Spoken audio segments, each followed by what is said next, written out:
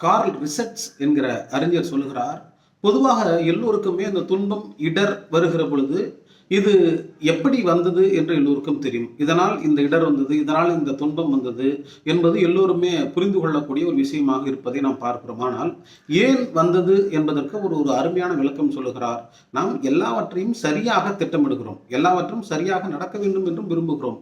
அப்படி சரியாக திட்டமிட்டு ஒரு செயலை நாம் செய்கிற பொழுது அதில் நமக்கு ஏதாவது துன்பம் வருகிறது என்றால், ஏனென்றால் நாம் திட்டமிடுகிறோம் அல்லவா?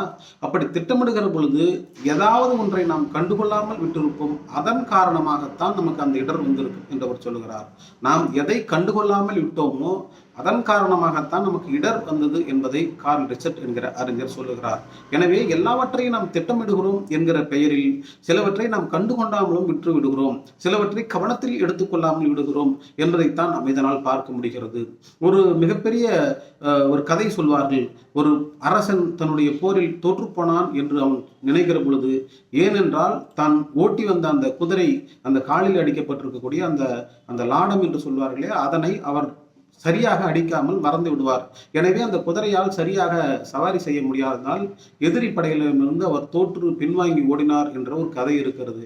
எனவே எல்லாவற்றையும் நாம் திட்டமிட்டு செய்தாலும் கூட எதை நாம் சரியாக கவனிக்காமல் விட்டு விட்டோமோ அதன் மூலமாகத்தான் நமக்கு இடர் வரும் என்பதைத்தான் கார்ல் ரிச்சர்ட் என்கிற அறிஞர் நமக்கு அழகாக சொல்லுகிறார்.